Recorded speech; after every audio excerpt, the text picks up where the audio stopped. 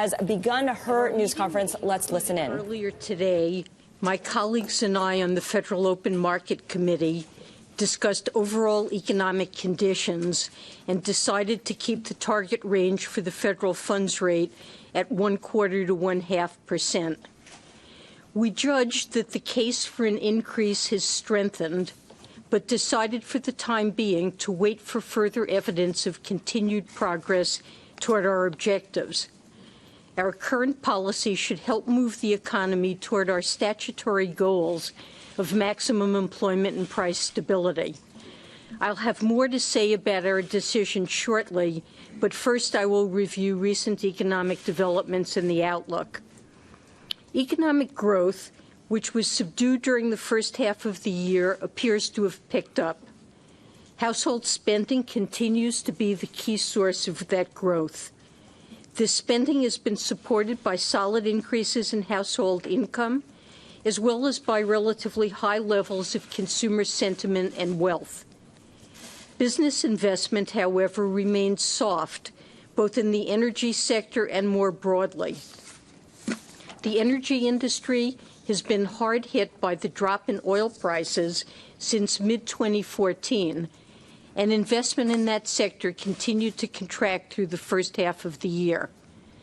However, drilling is now showing signs of stabilizing. Overall, we expect that the economy will expand at a moderate pace over the next few years.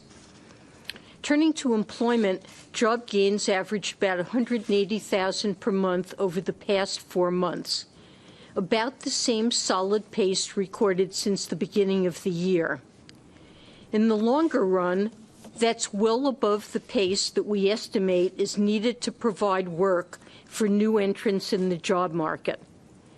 But so far this year, most measures of labor market slack have shown little change.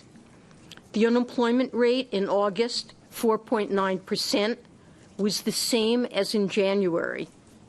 And a broader measure of unemployment has also flattened out, a measure that includes people who want and are available to work, but have not searched recently, as well as people who are working part-time but would rather work full-time. The fact that unemployment measures have been holding steady while the number of jobs has grown solidly shows that more people, presumably in response to better employment opportunities and higher wages, have started actively seeking and finding jobs. This is a very welcome development, both for the individuals involved and the nation as a whole. We continue to expect that labor market conditions will strengthen somewhat further over time.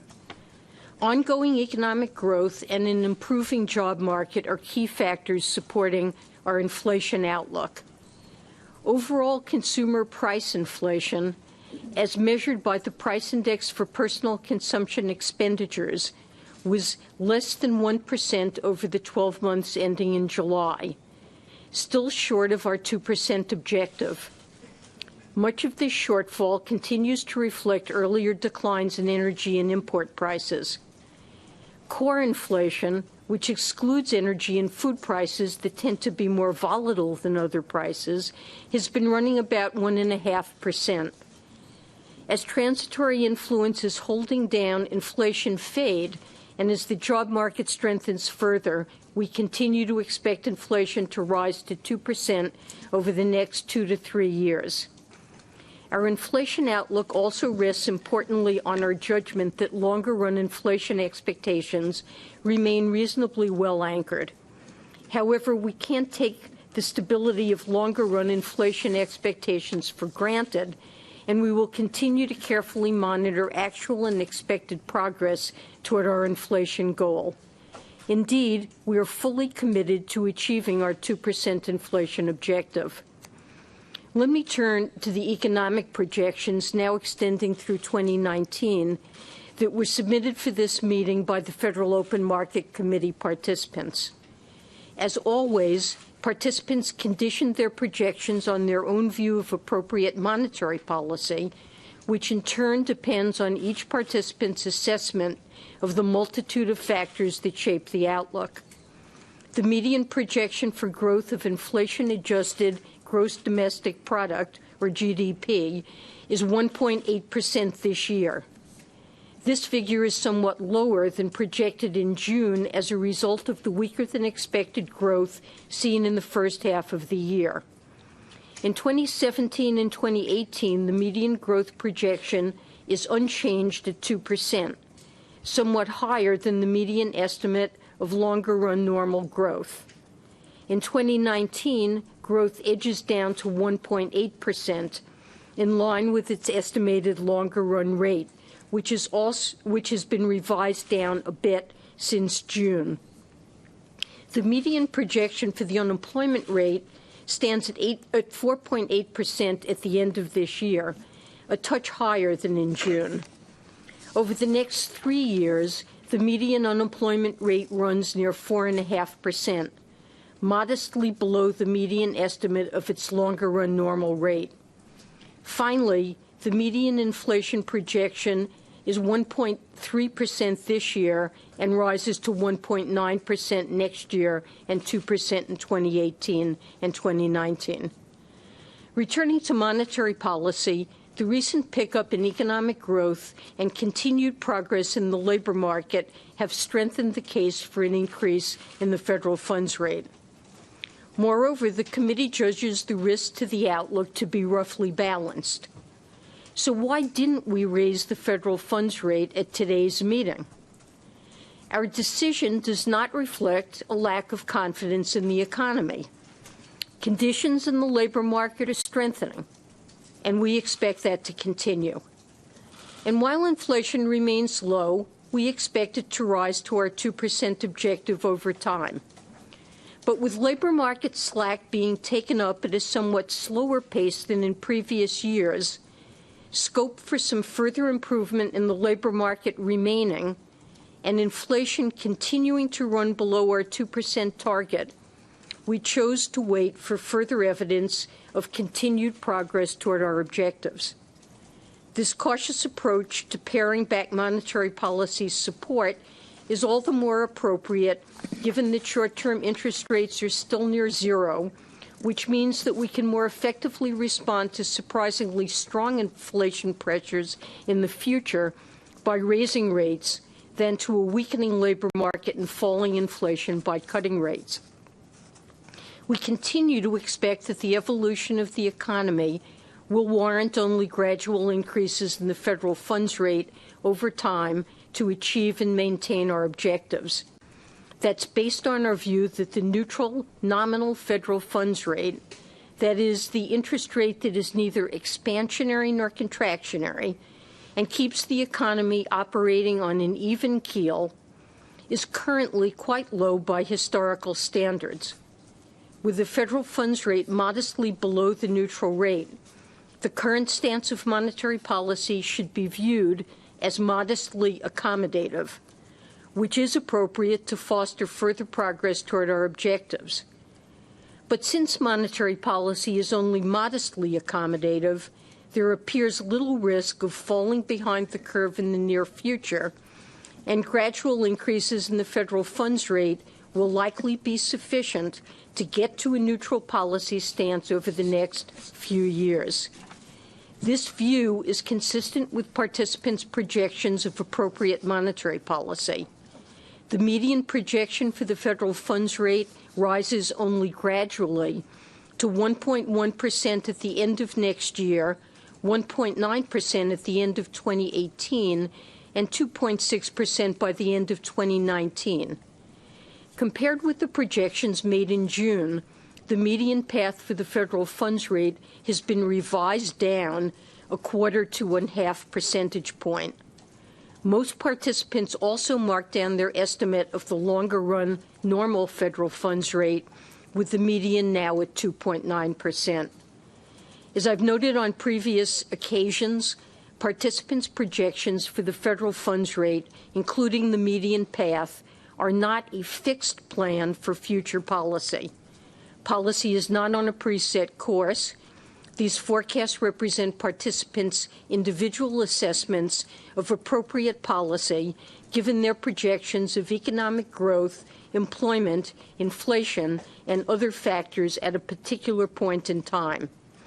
However, the economic outlook is inherently uncertain, and any assessment of the appropriate path to the federal funds rate will change in response to changes to the economic outlook and associated risks. Finally, we will continue to reinvest proceeds from maturing Treasury securities and principal payments from agency debt and mortgage-backed securities. As our statement says, we anticipate continuing this policy until normalization of the level of the federal funds rate is well underway. Maintaining our sizable holdings of longer-term securities should help maintain accommodative financial conditions and should reduce the risk that we might have to lower the federal funds rate to zero in the event of a future large adverse shock. Thank you. I'd be happy to take your questions. Go to Steve first and then Howard. Steve Leisman, CNBC. Madam Chair, critics of the Federal Reserve have said that you look for any excuse not to hike, that the goalposts constantly move. And it looks indeed like there are new goalposts now when you say looking for further evidence, and you suggest that it's evidence that labor market slack is being taken up. Could you explain what "for the time being" means in terms of a time frame, and what that further evidence you would look for in order to hike interest rates, and also this notion that the goalposts seem to move and that you've indeed introduced a new goalpost with this statement? Thank you. I'll try to respond to those questions. Let me try to set out again how the committee sees the economy and what we're looking for. We're generally pleased with how the U.S. economy is doing. Growth was weak in the first half of the year. We're seeing definite evidence that the economy is now expanding more strongly. As I mentioned, payroll gains in recent months have been solid, averaging around 180,000 per month, which is less than the pace in 2015. But as I mentioned, it's well above what's needed to provide jobs for new entrants into the labor force over time. The unemployment rate is pretty close to most FOMC participants' estimates of its longer-run equilibrium value. But, as I mentioned, that rate and other measures of labor utilization are little changed since the beginning of the year. I don't see that as bad news because it may reflect that the strong labor market is attracting people from outside the labor force back into employment. The labor force participation rates increased on balance since late last year. It is on a declining demographic trend, and the fact that it's increased shows substantial number of people are being attracted into the labor market. The employment to population ratio is also continued to increase. Now, we were not really certain that this is something that would happen as the labor market strengthened, and it's good to see that development has taken place, and that is some news that we've received in recent months, that the labor market does have that potential to have people come back in without the unemployment rate coming down. So we're not seeing strong pressures on utilization, suggesting overheating, and my assessment would be, based on this evidence, that the economy has a little more room to run than might have been previously thought. That's good news. Remember that inflation continues below 2%, although we expect it to move up over time. So the committee agrees that risks to the outlook have become roughly balanced. We expect labor market conditions to continue strengthening, and we are generally agreed that gradual increases in the federal funds rate to remove what is a modest degree of accommodation will be appropriate. But we don't see the economy as overheating now. My my colleagues and I exchanged views at this meeting on the appropriate timing of the next step in reducing policy stimulus. Most of us judge that the case for an immediate increase in the federal funds rate is stronger, but that it would be sensible, given the finding of a bit more running room, to wait to see some continued progress, evidence that we continue to progress toward our objectives. So for the time being, we're going to watch incoming evidence, and you can see from the SEP that most participants do expect that one increase in the federal funds rate will be appropriate this year. And I would expect to see that if we continue on the current course of labor market improvement and there are no major new risks that develop and we simply stay on the current course. Hi, Howard Schneider with Reuters. Chair, thanks for this. I was wondering if you could comment a little bit on the apparent tension between the steady drift down in the long run rate and the steady drift down in some of the projections and the seeming march toward a rate hike. If the neutral rate's coming down over time and continues coming down and you're eating up accommodation that way anyway, why not wait for the dust to settle on that before moving rates up? So it is true that our estimates of the neutral rate are coming down, and that's what's largely responsible for that shift. At the same time, we generally agree that the stance of monetary policy is somewhat accommodative. So 180,000 jobs a month is a faster pace of employment growth and is sustainable in the longer run. Now, we have seen people come into the labor force, and maybe more than would be expected, which is why the unemployment rate hasn't fallen. But that's probably not something that is possible without the economy overheating on an indefinite basis. So policy needs to be forward-looking. We don't want the economy to overheat and significantly overshoot our 2% inflation objective. That's one risk that we need to address. And I think we generally agree that some gradual increases to remove that accommodation will be appropriate if we stay on this course. But as I emphasized, it's not that much accommodation, and the economy has shown evidence that there are more people who are being attracted back into the labor force. So in that sense, I would characterize it as we've found the economy has a bit more running room. Nevertheless, we don't want the economy to overheat. And if things continue on the current course, I think that some gradual increases will be appropriate. And mainly what we discussed today were issues affecting the timing of such increases.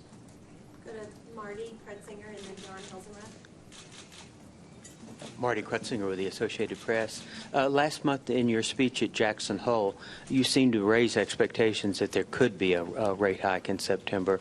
Other Fed officials talked, including Vice Chairman Fisher. They seemed to support that. The Fed President Rosengren had some comments that sent the markets plunging. Then we had Governor Brainerd seem to draw back. Is this hurting the Fed's credibility, do you think? Or is this just the normal thing that we should be looking for at this time, uncertain time with the economy?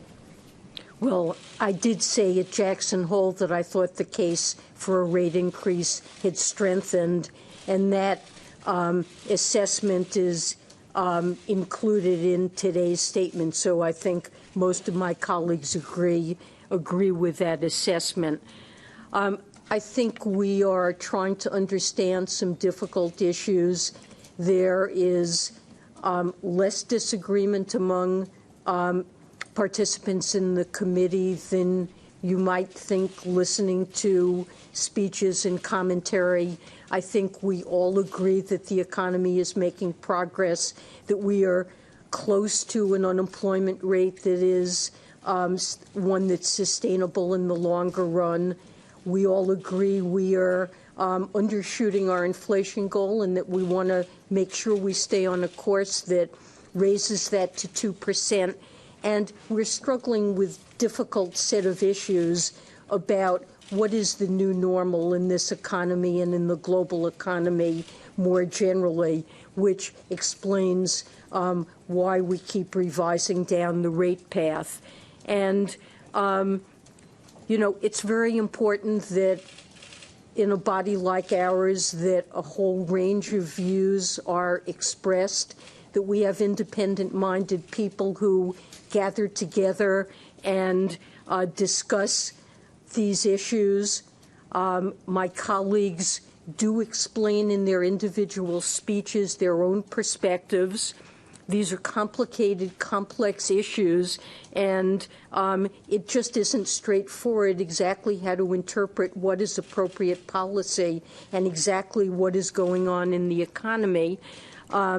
My sense is that market participants and the public more generally learn more about the issues that we're grappling with as they listen to this set of speeches, and I think it's a very good thing that the FOMC is not a body that suffers from groupthink, and you see that's one of the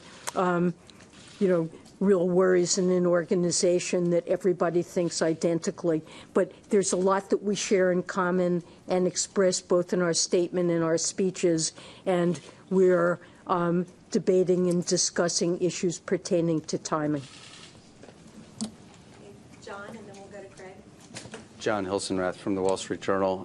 Chair Yellen, Donald Trump, the Republican presidential nominee, has charged that the Fed is keeping interest rates artificially low to support the Obama administration. I'd like to hear what you have to say to that charge. And on a related note, I wanted to ask you about the Fed's next policy meeting, which is in early November, a week before the next election. Given that the case for raising rates, you say today, has strengthened, should the public see that November meeting as a live meeting when a rate action could happen? Thank you. Well, I think Congress very wisely established the Federal Reserve as an independent agency in order to insulate monetary policy from short-term political pressures. And I can say emphatically that partisan politics plays no role in our decisions about the appropriate stance of monetary policy. We are trying to decide what the best policy is to foster price stability and maximum employment, and to manage the variety of risks that we see as affecting the outlook. We do not discuss politics at our meetings, and we do not take politics into account in our decisions. As I said, we're generally pleased with the progress of the economy, and the decision not to raise rates today and to wait for some further evidence that we're continuing on this course is largely based on the judgment that we're not seeing evidence that the economy is overheating, and that we are seeing evidence that people are being drawn in larger numbers than at least I would have expected into the labor market, and that that's healthy to continue, but that nevertheless we do need to be forward-looking, and if we continue along this course, it likely will be appropriate to raise the federal funds rate. In November, you asked about as well. Well, every meeting is live, and we will again assess, as we always do, incoming evidence in November and decide whether or not a move is warranted. Over to Craig. Okay. Madam Chair, Craig Torres from Bloomberg. What observable data would convince you and the committee that this neutral federal funds rate is starting to move up? There's a popular piece of research by one of your colleagues that suggests it's at zero right now. And second, I'm struck by your opening remarks that the economy isn't overheating. But does that mean the committee sees this global reach for yield going on right now as very low cost to its policy? Thanks. So you asked first what evidence would suggest that the neutral real rate is moving up. Well, I think if you saw us revising up our growth forecast, revising down our estimates, well, with an unchanged path for policy, if you saw this, you would see revisions in the funds rate path. But if unemployment were moving down faster than we had anticipated, if we saw faster growth or upward pressure on inflation, that would be suggestive of the appropriateness of reevaluating whether or not the neutral funds rate had increased. I mean, the downward revisions reflect the fact that while the economy's made a lot of progress, it's only made that progress in the context of a monetary policy that has been characterized by extremely low interest rates and negative real yields for a very long period of time. Let's see. And then you asked about global factors. So global factors, capital flows. I asked about the global reach for yield and whether the committee saw that as a cost to its accommodative policy right now. So in most advanced nations now, we have highly accommodative policies, and they seem to be necessary for countries to be able to achieve their inflation and employment objectives. And that's characteristic of an environment in which the neutral rate interest rates, both here and in advanced countries around the globe, appear to be very low. And that is an environment that if we do have to live with that for a long time, we have to be aware that it does give rise to a reach for yield as individuals and investors seek to perhaps take on risk or lengthen maturities to seek higher yields. And I think we should be concerned about that to the extent it creates financial stability risks. And we are very aware that those are possible. We engage in regular assessments of financial stability, factors that bear on financial stability. Overall, I would say that the threats to financial stability I would characterize at this point as moderate. So I would characterize it as moderate.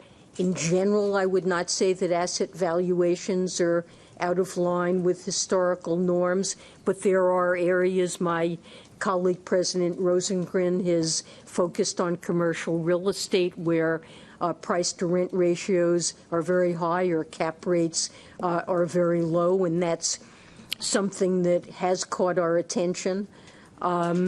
We have a variety of tools other than monetary policy to address such risks. We've recently issued new supervisory guidance pertaining to commercial real estate. I would say in the area of commercial real estate, while valuations are high, we are seeing some tightening of lending standards and less debt growth associated with that rise in commercial real estate prices. But more generally, we're not seeing signs of leverage building up or maturity transformation in the way that we saw in the run-up to the crisis, and we're keeping a close eye on it. Sam and then Benya. Sam Fleming from the Financial Times. Two quasi-related questions. One, Bill Dudley earlier this year suggested that political uncertainty in the U.S. may be one of the depressants on business investment at the moment. I wondered if you'd seen any further evidence that election risk was one of the reasons that businesses are holding back at the margin. Second was a follow-up on your Jackson Hole speech, where you presented a fairly optimistic sense of the scope for further monetary stimulus. You did raise the question of automatic stabilizers in the U.S., however. Are you concerned that there is insufficient fiscal backup to the Fed and too much is effectively being lumped on the shoulders of the central bank if there is a fresh downturn? Thanks. Well, starting with the issue of political uncertainty and investment spending really has been quite weak for some time, and we're really not certain exactly what is causing that.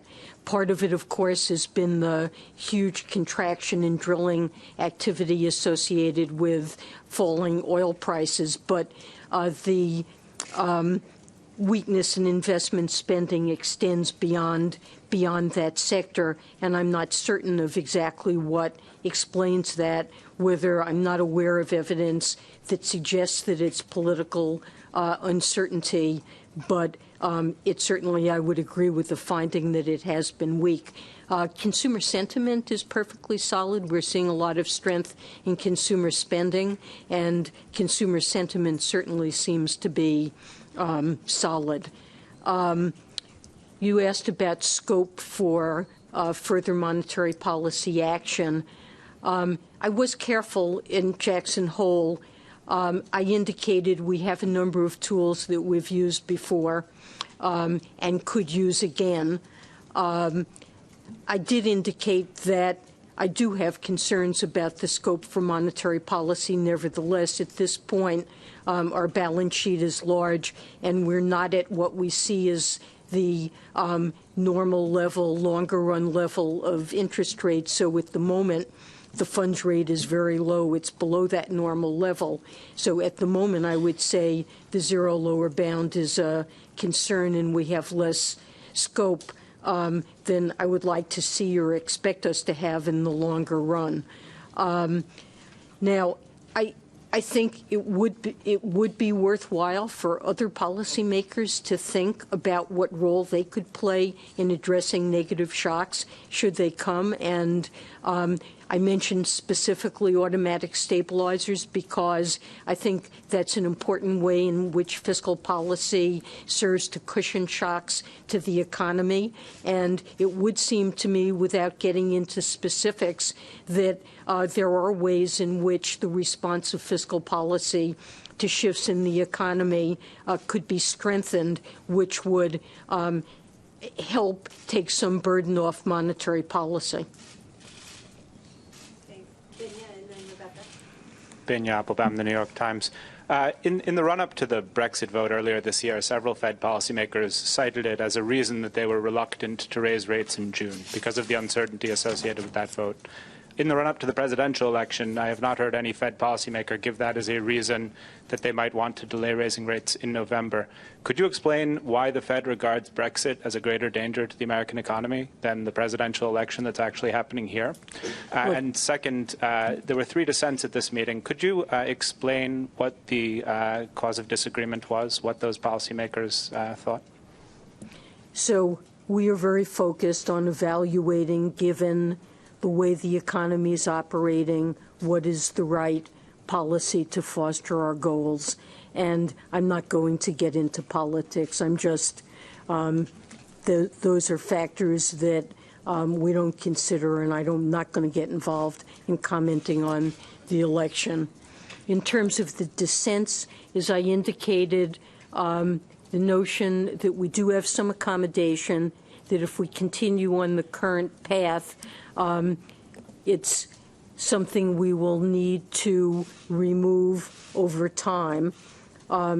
There's general agreement among participants on that, but the precise timing of what is the right timing for removing that accommodation is something on which we had active discussions, and there are a range of opinions.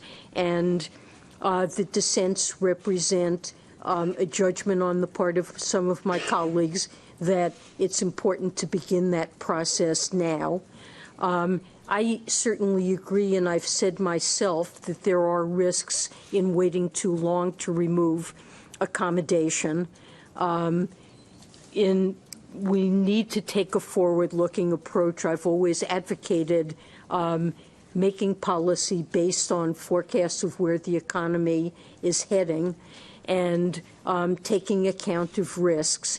And there are 2 particular risks that we need to think about and balance. One is the risk that the economy runs too hot, that unemployment, the labor market tightens too much, that unemployment falls to a very low level, that we need to tighten policy in a less gradual way than would be ideal. And in the course of doing that, because that is a very difficult thing to accomplish, to gently create a bit more slack in the labor market, we could cause a recession in the process.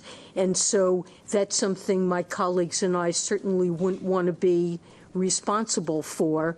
We would all like to have a very long expansion with the labor market operating well for many years to come, and the prospect that we could create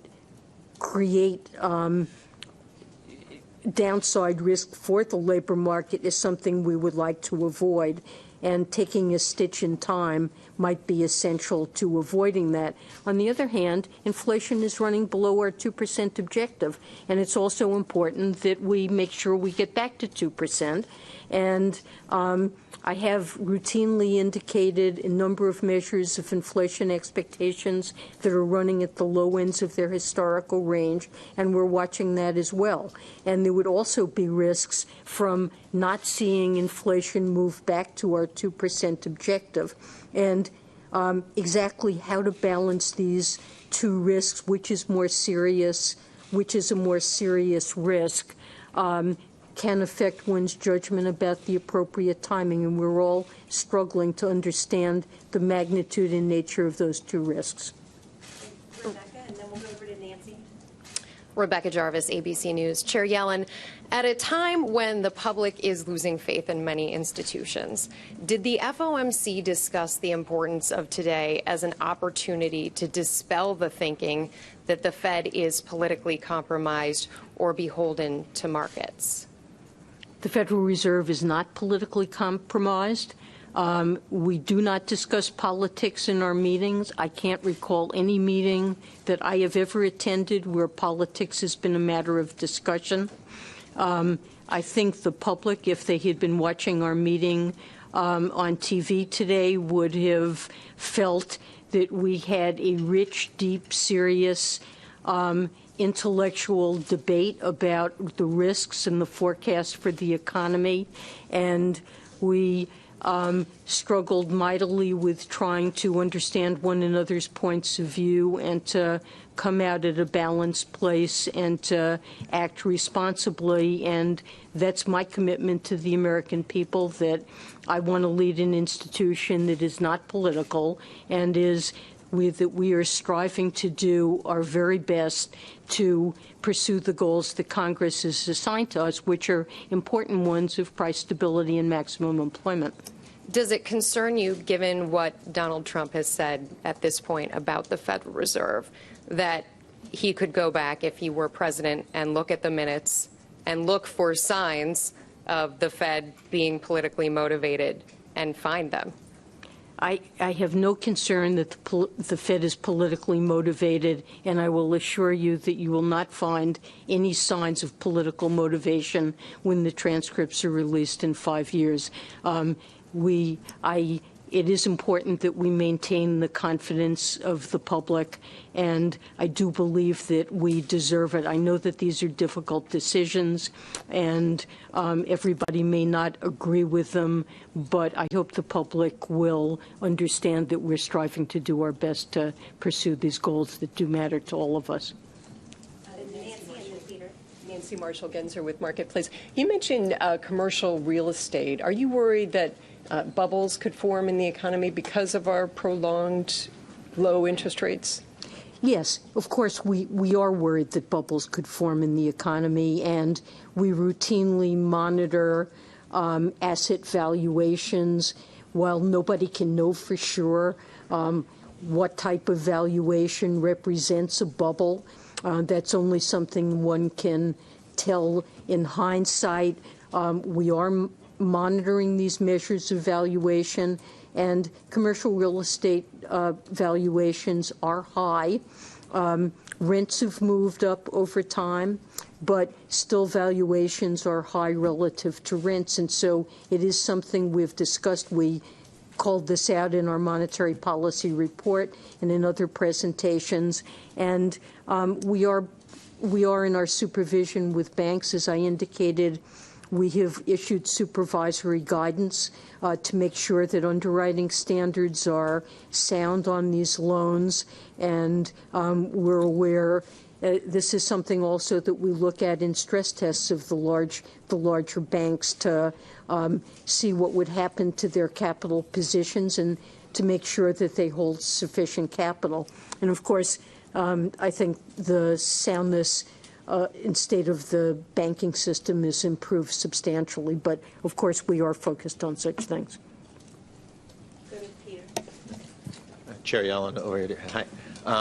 A quick question on regulation and the scandal at Wells Fargo over phony customer accounts.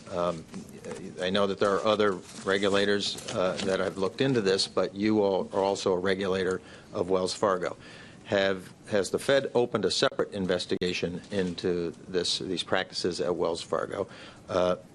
And wouldn't you, because they do involve issues of consumer protection, potentially of risk management and corporate governance, and are you looking at them broadly across the banking system right now?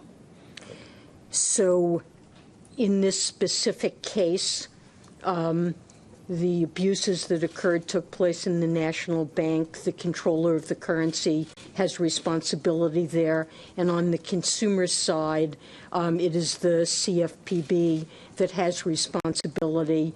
But we work cooperatively and closely with those organizations. And in terms of our overall supervisory responsibility for Wells and other large banking organizations, we are very focused, and this will be a particular focus of our supervision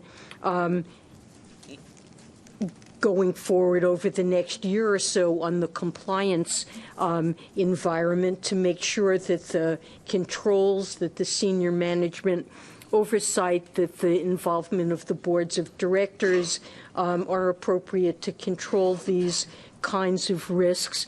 We have been distressed to see banking organizations responding when a particular problem arises. And what we'd really want to see is robust procedures that ensure that employees are always acting in a legal and ethical manner, and that the incentives that are put in place in these organizations are appropriate and don't serve to foster behavior that could harm the public. And this has been and will be a focus of our supervision. Hi, Jim Tankersley, Washington Post. Over the past year, we've seen American policymakers begin to have maybe our most serious discussion about tariffs in the last several decades. If tariffs were to be enacted in the coming year or so, does the Fed have an opinion on what that would do to growth in America? So, that's a political issue that's currently being debated that I really don't want to get into. So I'm gonna pass on that one. John Heltman. Hi, John Heltman with American Banker. Back to a question about Wells or related to Wells. One of the concerns that has been raised, that this scandal has raised, is that the bank itself says it doesn't know what was happening, and there are thousands of employees that were involved in this. Some are calling for a breakup, saying that the banks are too big to manage.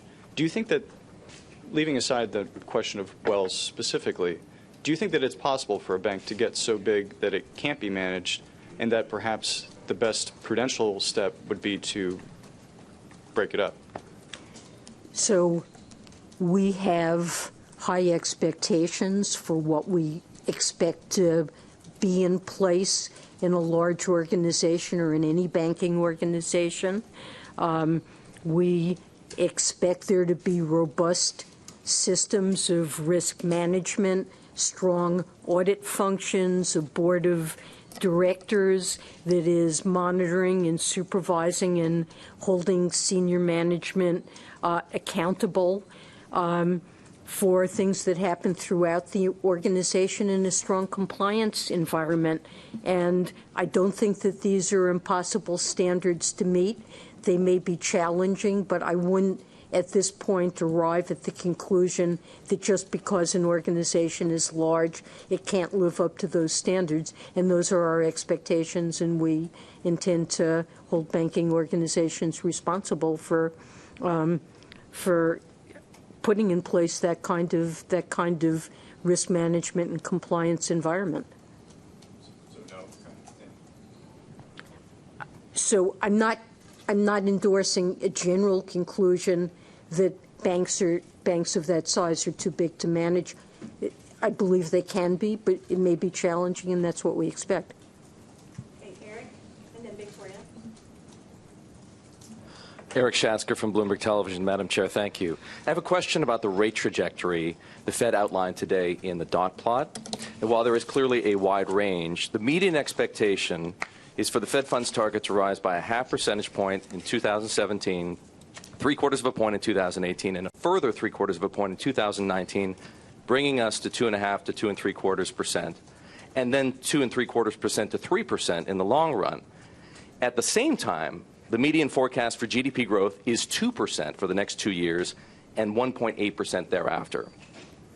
And I should add, the most optimistic projection is for growth of just 2.5% of all the projections outlined here. So if economic growth is going to be that slow for that long, where will the inflationary forces emerge that would require tightening of 250 basis points from where we are now? And if not inflation, is there some other explanation? So the projections, I agree, the projections for growth are slow. We have further written down our estimate of the longer run normal growth rate. And what that reflects is an assessment that productivity growth is likely to remain low for an extended time, although it does embody an expectation that it will pick up from the miserable 0.5% pace per year that we have seen over the last 5 years. Now, why we would never, and slow growth is a factor, slow productivity growth is a factor that influences the longer run normal level of interest rates, and writing down the likely pace of productivity growth is one factor that is responsible for the downward shift in the path that you see for the federal funds rate. That's an important reason for revising down the neutral rate. But now let's go to the part of your question about inflation. In spite of having such slow growth, disappointing productivity growth, we have a labor market that last year generated an average of about 230,000 jobs a month, and so far this year has been generating about 180,000 jobs a month, and that is a very solid pace of job growth and a pace that likely is not sustainable in the longer run, although we've been pleased to see people come back in the labor market, so it certainly is sustainable for some further amount of time. But I think what ultimately drives inflation, both wage and price growth, is that tightness in the labor market and pressure on resource utilization. And the sad fact is that we are getting that healthy pace of job market growth with very slow growth in output. So this is, I don't think it bears on the inflation outlook. It has prompted a downward shift in the projected path for the neutral and actual federal funds rate. But it is a huge concern because slow productivity growth ultimately means slow growth in living standards, and that's a big concern that policymakers should be focused on. Victoria, then Michael Derby. Hi, Victoria Guida with Politico. Back to Wells Fargo. Obviously this was more of a consumer finance kind of a question, but I'm wondering if you think it does pose safety and soundness questions if something like this is widespread across a big bank. And you had mentioned that this is going to be a supervisory focus over the coming year. Are there any adjustments that you can speak to that might be warranted given these revelations? So, as I mentioned, we are going to be focusing on compliance, risk management, and board oversight, not only at Wells, but also across bank holding companies. Of course, consumer issues and issues that involve harm of consumers can become safety and soundness issues. And if there was well, at least one of the lessons from the financial crisis, I think, is that abuses of consumers of the sort that we saw in subprime lending ultimately did become safety and soundness issues. And so, of course, we need to have that concern, and we'll focus there. I think I can't really at this point give you specifics beyond that. Hi, Mike Derby from Dow Jones Newswires. A large number of congressional Democrats, as well as the campaign of Hillary Clinton, would like bankers removed from the boards overseeing the regional Fed banks. Also, other reformers would like to see the private ownership of the bank ownership of the regional Feds ended, and that the regional Feds be brought fully into government. And I wanted to know what you thought of those two proposals. So we have a system that Congress did set up in the Federal Reserve Act, in which the governance of the reserve banks involves banks contributing capital and serving on the boards of directors.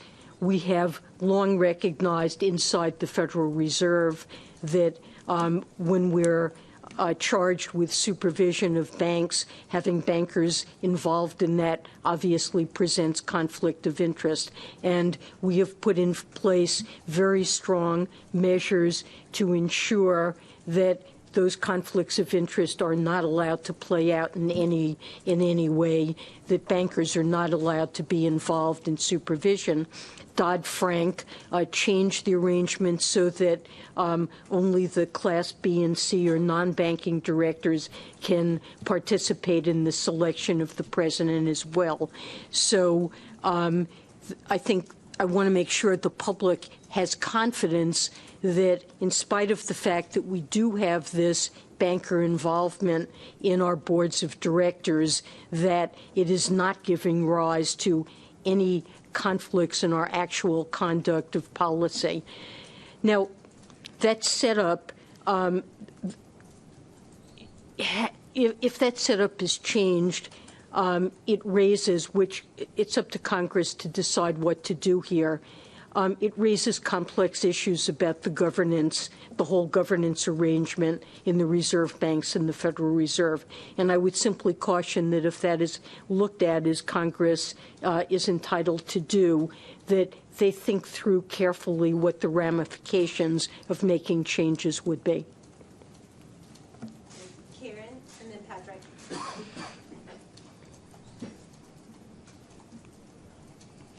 Karen Maracek with Market News International. You mentioned in a previous answer the need to be forward-looking, but you've also pointed to the economy not overheating as a reason you could, hold off on raising rates at this one.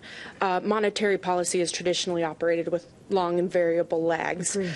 Do you think this timeline has changed since the financial crisis, or due to the use of unconventional tools that the Fed used, and how does that factor into your decision-making? So I think the notion that monetary policy operates with long and variable lags, that statement is due to Milton Friedman, and it is one of the essential things to understand about monetary policy, and it is not fundamentally changed at all. And that is why I believe we have to be forward-looking, and I'm not in favor of a whites of their eyes sort of approach. We need to operate based on forecasts. But the global economy and the U.S. economy have changed a lot. History doesn't always exactly replay itself. Many of those of us sitting around the table, we learned the lesson that if policy is not forward-looking, that inflation can pick up to highly undesirable levels, that inflation expectations can be dislodged upward, and the consequence of that can be that endemically higher inflation takes place, which it is very costly to reduce. And absolutely none of us want to relive an episode like that. And so I believe, and my colleagues, that it is important to be forward-looking. We're not going to make that mistake again. But the structure of the economy changes, things do change. The nature of the inflation process has changed, I think, significantly since the bad days of the 70s when the Fed had to face this chronic high inflation problem. We've seen inflation respond less to the economy, to movements in the unemployment rate. That sometimes said the Phillips curve has become flatter, so we've seen less of a response. That's something we need to factor into our decision-making. Inflation expectations appear to be better anchored, and perhaps that's been a result of a long period of low and stable inflation. That's an asset. It's something we didn't have in the 1970s.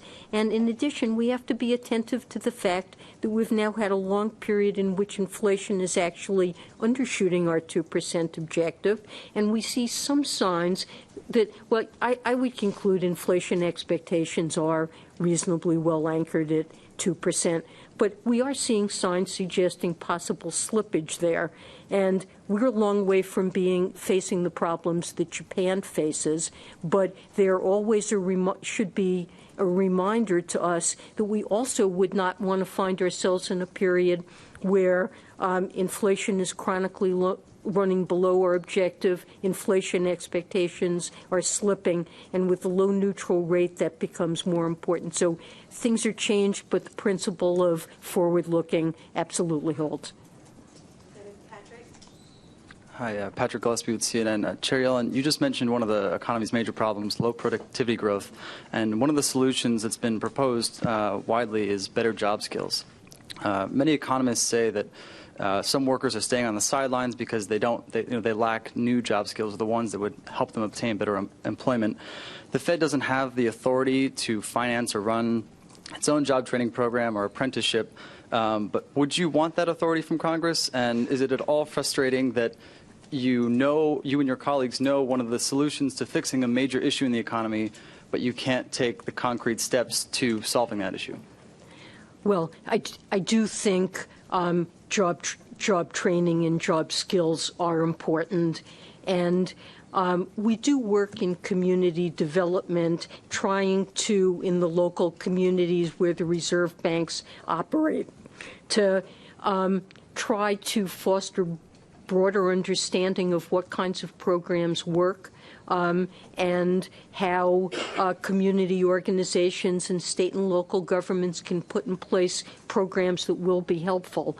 I've recently visited a program that was very impressive in Philadelphia. I've visited some in Chicago and other places, so I do believe it's possible to design programs that will help people overcome obstacles in getting jobs that are available.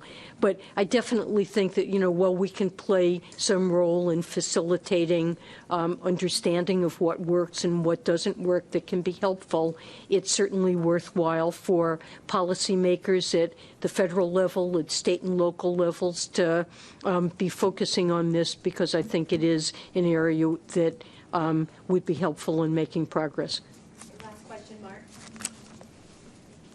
Thank you, Madam Chair. Mark Hamrick with Bankrate.com. As we've gotten to this 4.9% unemployment rate, as you know, through this years-long recovery, we have yet to see substantial pickup in wage growth. And it seems as if the American middle class continues to express some disappointment about that.